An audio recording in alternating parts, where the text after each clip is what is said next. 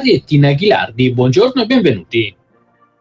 Grazie, un saluto a tutti e un buon anno a tutti, un buon 2015 dal Centro Ronchi, da Tina e da Francesco Nasari. Grazie, ciao Tina.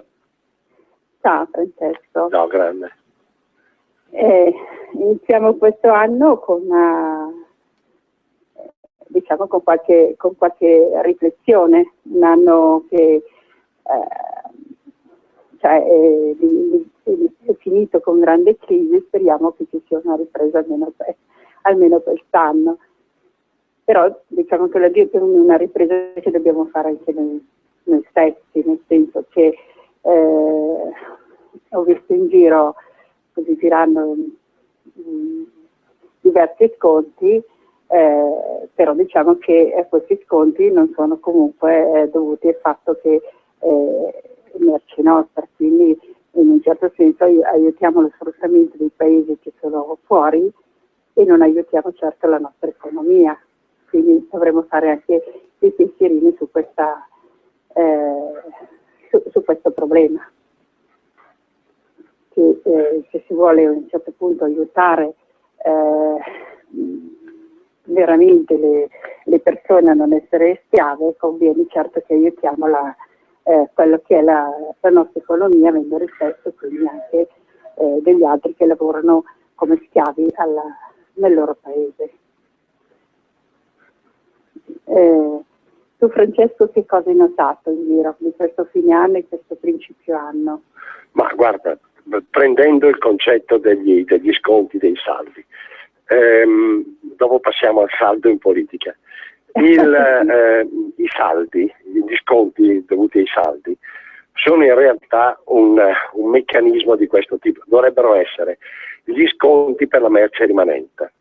In realtà cosa succede? Che rispetto al prezzo all'ingrosso, perché il magazzino al dettaglio compra più o meno all'ingrosso, rispetto a quello il prezzo viene moltiplicato all'incirca di 2-3 volte. Con lo sconto, col saldo, viene portato a 1,5 volte, quindi non è che il commerciante ci perda, perché non è vero. In realtà guadagna di meno, questa come nella regola commerciale.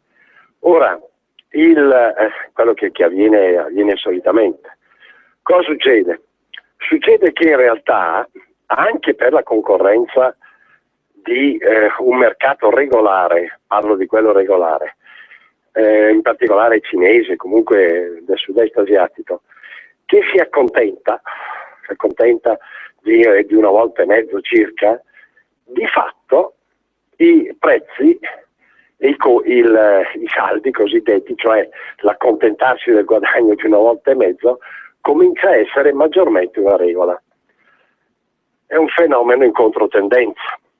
Noi lo diciamo per la prima volta, lo spieghiamo per la prima volta. Qualcuno solleverà delle eccezioni, dirà che non è vero, eccetera. Ricordo semplicemente a tutti coloro che avessero delle obiezioni al riguardo di riascoltare magari le nostre trasmissioni da anni a questa parte per vedere qual è la percentuale di previsioni, di spiegazioni esatte rispetto a quelle errate, punto. Non ho altro da dire. Ora, quindi c'è questo aspetto. L'ingresso nel commercio in particolare dei cinesi o degli asiatici, quelli regolari, quelli che commerciano merce regolare, indubbiamente, visto che si tratta degli stessi prodotti che spesso e volentieri troviamo nei negozi degli italiani, abbiamo questa differenza e gli italiani sono costretti a diminuire. C'è un problema, che il cinese, proprio per il sistema finanziario che lo caratterizza, supporto che non è bancario, è un supporto di denaro che arriva dalla Cina, cioè è tutto delocalizzato come supporto finanziario, non ha il gravame che ha il nostro commerciante. Il nostro commerciante ha un gravame che è nel complesso di circa l'80%, e con l'80% nessuna attività può andare avanti. Abbiamo detto un sacco di volte, lì da vedere. Peraltro nel momento in cui il cinese giustamente si accontenta, all'italiano, quella che per il cinese è un guadagno, comunque per l'italiano non è più un guadagno ma è una perdita. E infatti non per niente crescono le catene di grandi magazzini cinesi, 2000 metri su superficie di quel tipo, e chiudono quelli italiani, non solo, ma chiudono i centri commerciali. Per carità, mi sono sempre stati sullo stomaco i centri commerciali, perché sono stati un errore. I più grandi centri commerciali, i più belli erano le piazze delle nostre città, dei nostri paesi. Vabbè, è avvenuto, però adesso chiudono anche quelli. Perché? Perché non reggono più. Questo è il sintomo, ma il sintomo di che cosa? Che quell'80% non lo può reggere nessuno. Quindi è uno Stato, questo è uno Stato, che si sta disgregando, che non sta in piedi.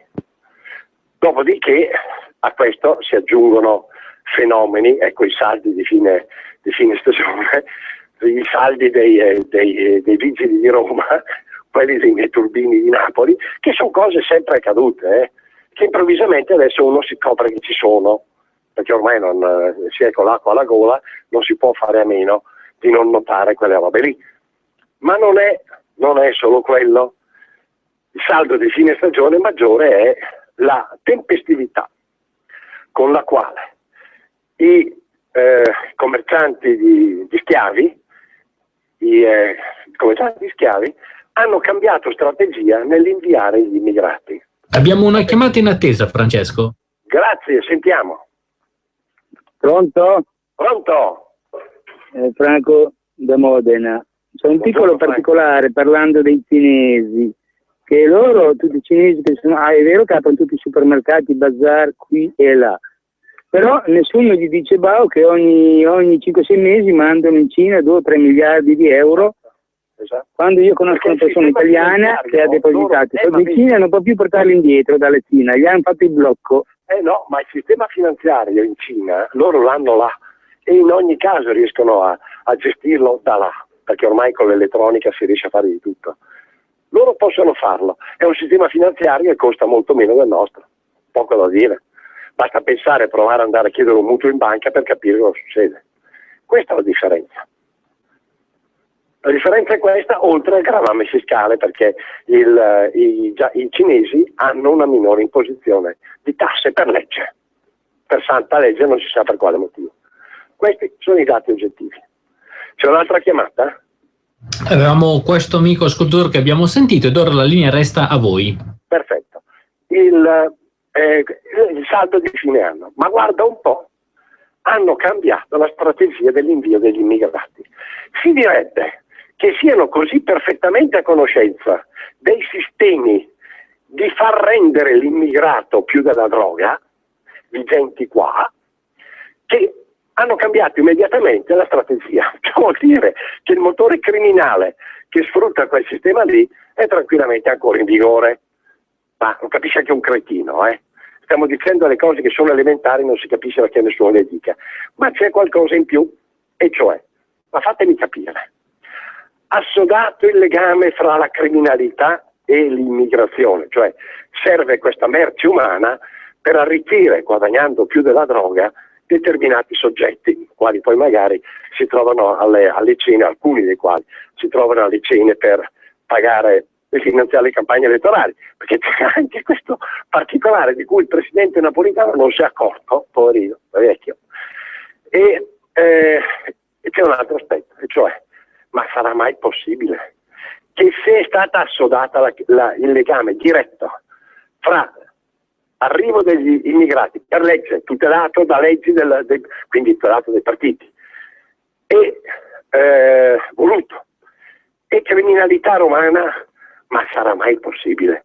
Francesco? La criminalità siciliana, se non sbaglio anche Alfano dovrebbe conoscerla bene, anche il suo vice lì, l'ex presidente del Senato, e criminalità siciliana, quella calabrese, quella pugliese, quella campana, siano assolutamente, dove arrivano per primi questi qui, non guadagnino niente. Francesco, abbiamo gli ultimi 2 minuti e l'ultima chiamata in attesa. Sentiamo. Sì, salve, sono Giampaolo sono Giampaolo Bernasconi della sezione di Como della Lega Nord. Salve. Dimmi. Sì, salve, lo volevo dire, sì, il problema sono gli immigrati. Io ho fatto dei video, ho scritto delle lettere nel 2009 sulla crisi, però il problema è che ci sono anche tanti italiani, a livello ad esempio di Proloco, che nel 2009 mi davano torto e che hanno capito la situazione. Qui non sono gli immigrati il problema, sono gli italiani.